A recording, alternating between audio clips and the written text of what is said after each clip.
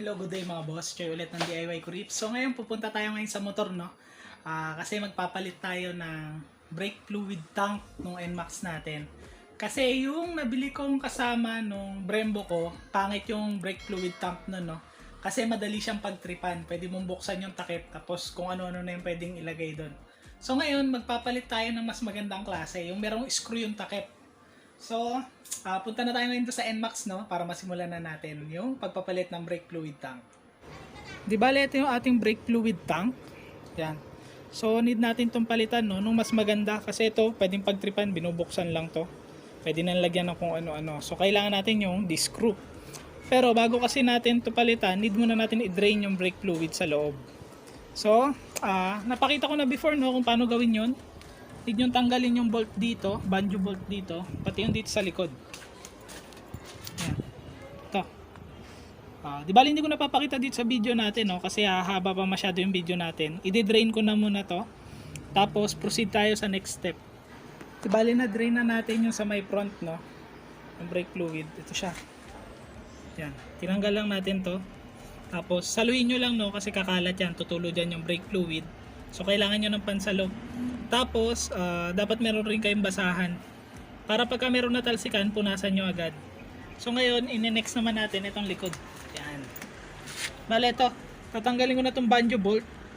Tapos sasaluin ko na lang din yung brake fluid na matatapon para hindi magkalat sa lupa. Yan o, na-bleed na natin yung likod. Kailangan na natin ibalik yung banjo bolt. Yan, yung banjo bolt natin, may dalawang washer yan. Ito yung isa, oh. Yan. Tapos ito yung isa. Kagawin nyo, suot nyo muna dito sa may hose natin, tapos lagay nyo yung washer. Di bali iipitin nung dalawang washer itong brake hose natin, tapos balik nyo na.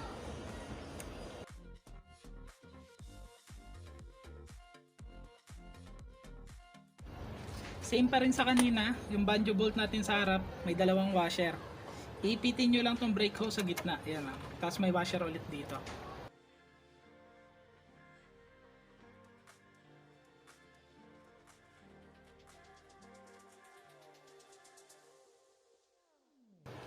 Yan. Di bali nakabit na natin ngayon yung brake hose dito sa may front caliper.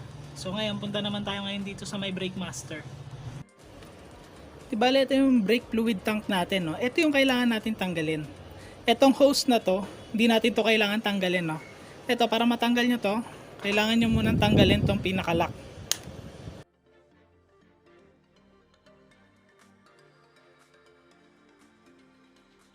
Yan. Di bali kailangan nyo siyang ibaba. Ngayon, pwede nyo nang hugutin tong brake tank nyo. Medyo mahirap lang to ng isang kamay, so kailangan nyo gamitan ng dalawang kamay. Ngayon, kakabit nyo na yung bago nyo brake fluid tank. So isusuot lang naman yan. Tapos itong pinaka-lock, huwag nyo kakalimutan, no? Babalik nyo. Yan. So itong sa kabila kasi, no, nakabit na natin. Yan. So ngayon, kakabit na natin yung pinaka-bracket ng brake fluid, no? So ito, binili ko to separately. Ito, pang ganitong brake fluid tank talaga yan.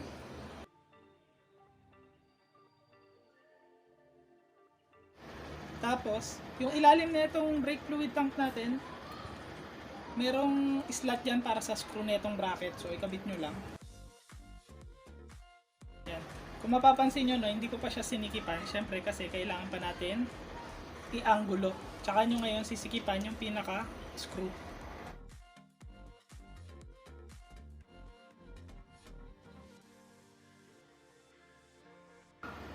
Yan. So, depende na sa inyo, no, kung paano forma ng brake fluid tank yung gusto nyo gawin. Pero sa akin, parang okay na yung ganito. Yan. Tapos, itong kabila, no, ganun lang din. Kakabit nyo lang yung brake fluid tank bracket. Tsaka natin ngayon sisikipan yung ibang screw, no. Yan, no, para at least nagagalaw-galaw natin.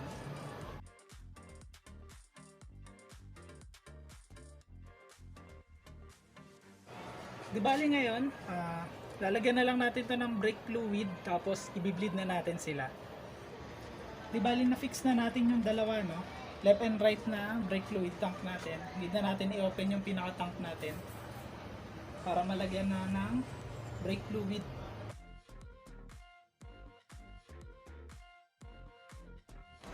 By the way, no, may papakita lang ako sa inyo. Di ba yung pinaka brake master ko kasi, no, meron ng bleeder dito. To, pwede na mag-bleed dito. Yung iba, syempre pagka stock pa kayo, wala kayong ganitong part yung pwede kayong mag-bleed sa taas. Dito kayo sa baba magbi-bleed. To. Dito kayo ngayon magbi-bleed, ano. Yung iba, meron sa taas, meron sa baba. Ang ginagawa, magbi-bleed dito, tapos magbi-bleed pa dito sa taas. Para daw sigurado. Pero ngayon, ang papakita ko sa inyo, magbi-bleed tayo dito lang sa baba. Ito yung gagamitin natin, dito tayo mag-bleed. Di ba, pagka magbi-bleed tayo dito sa baba, tanggalin nyo lang yung pinaka-cup dito. Tapos kailangan nyo ng plastic tube or hose to. So ito, sa nebulizer to nang galing. So meron kasi kami nito sa bahay. So ito na lang ginagamit ko. Ito din yung ginamit ko nung unang beses ako nag-bleed, ano. So kailangan nyo lang isok-sok to dito. Ayan. Tapos to dapat to nakaangat. Yan, angat natin tong hose. Tapos kailangan nyo ngayon ng damit. Yan, balutan nyo to. Para pagka tumapon yung pinaka brake fluid nyo dito sa ibabaw, yan, meron damit na sasalo. So ngayon, mag-buhos na tayo ngayon. Yan, kung makikita nyo, no, meron ng laman, tapos pump nyo lang, ihigupin nyo yan pababa. Mamaya mauubos na yan. Ayun, nagbabubbles yung ibabaw niya. Kaya nga pala tayo nagbi-bleed, no? Para yung hangin sa loob mawala.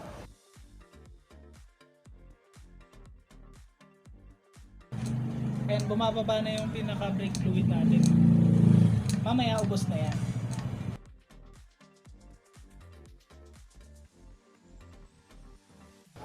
Yan, konti na lang, magdadagdag na ulit tayo.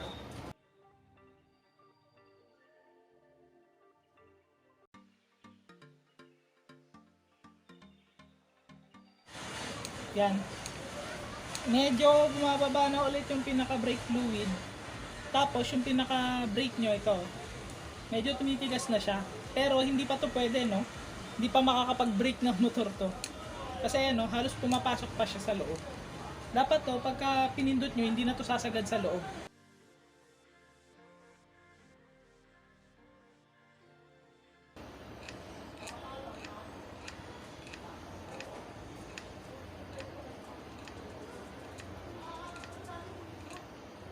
Yan, bumubula-bula pa, oh. Naglalabas pa siya ng bubbles.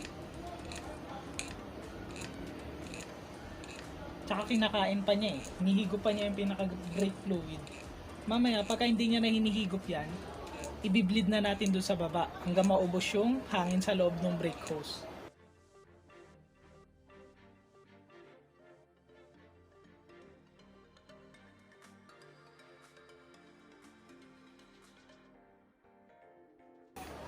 So ngayon, papakita ko na sa inyo yung pagbi-bleed natin dito sa may baba. Di bale, ang ginagawa ko ngayon, pinapump ko pa rin yung pinaka-brake natin, no. Yan. Tapos, tingnan nyo to. Yan. Habang nakadiin yan, luluwagan nyo to. Tapos sigipan nyo ulit. Yan, no. May lumabas na brake fluid, may halong bubbles. Ayun, no. May bubbles. So ngayon, pump ulit natin yung ating pinaka-brake ito sa taas. Yan. Pump ulit natin yan.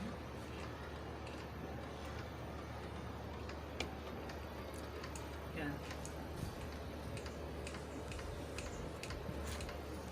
Tapos habang nakadin ulit yung lever, luluwagan nyo lang. Yan. Sarado nyo ulit. Yan, pump lang ulit tayo.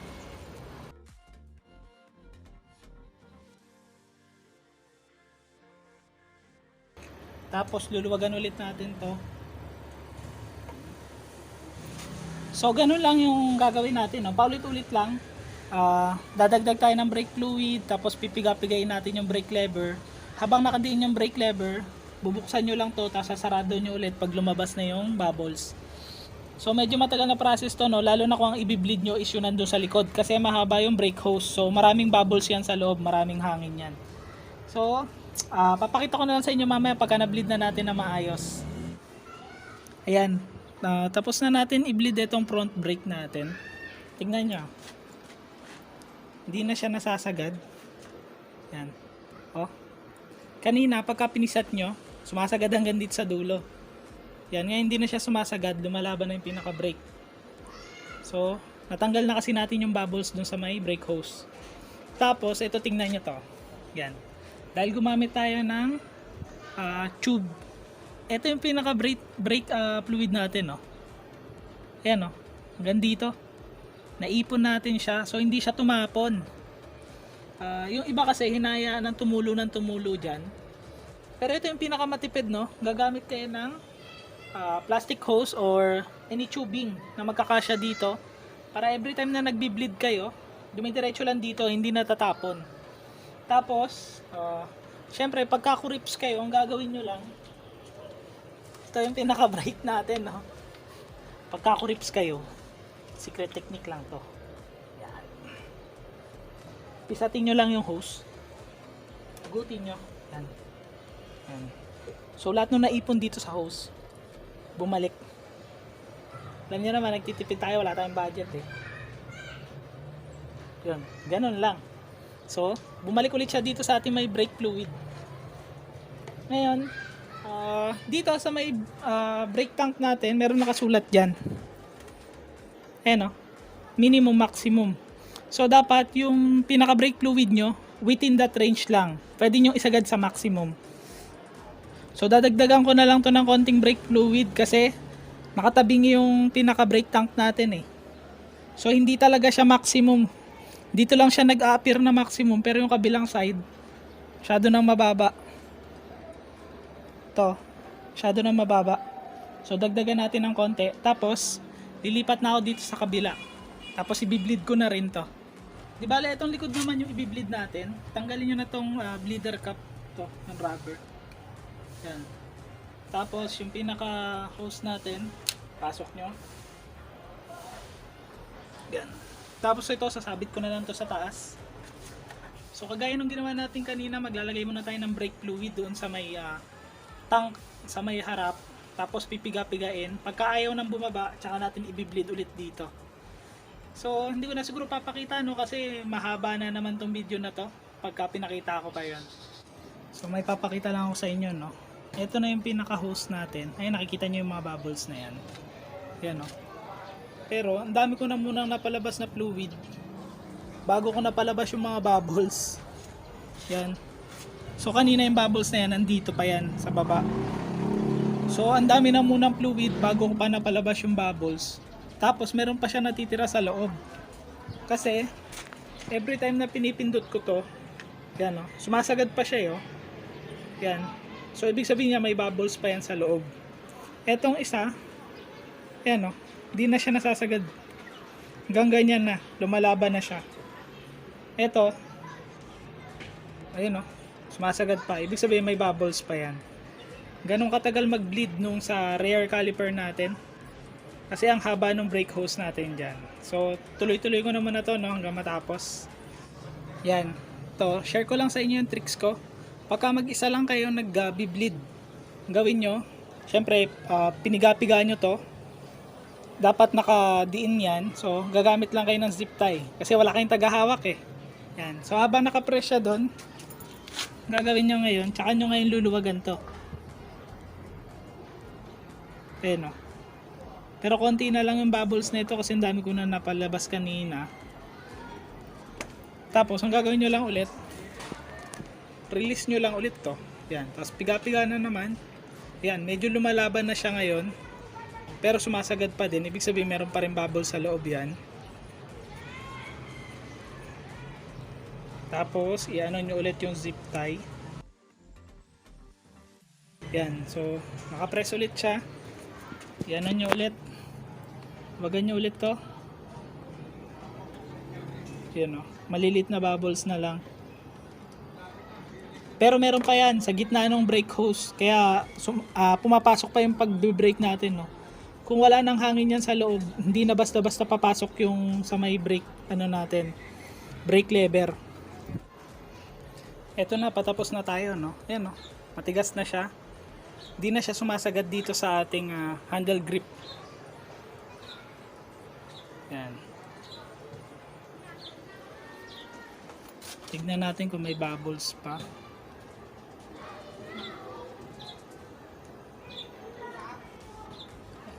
Yan, o. Konti na lang, maliliit na lang. Testing pa natin. Matigas na siya, oh. Malaban na. Hindi na natin maisagad dito sa ating handle grip. Hindi katulad kanina. Wala, matigas na siya. So okay na to. Tatakpan na lang natin tong ating tank, brake fluid tank. Tapos, tetestingin na natin mamaya kung working na yung ating brakes. Yan. Di bali, nakabit na natin yung bago nating brake fluid tank. Yan. So, maganda dito, meron siyang screw. Hindi mabilis mabubuksan. So, ngayon, tignan nyo, no? Ayan, no? Matigas na. Tapos, yung kabila din. Hindi na sila sumasagad.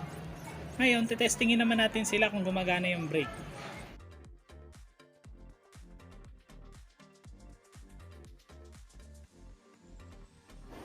So maganda ganito ring klase ng brake fluid tank yung bilhin nyo. Kasi hindi basta-basta mapagtitripan. Kasi meron siyang screw. Tapos maganda rin siya aesthetically. So tapusin ko na tong video natin na to, no? Ride safe sa ating lahat. God bless.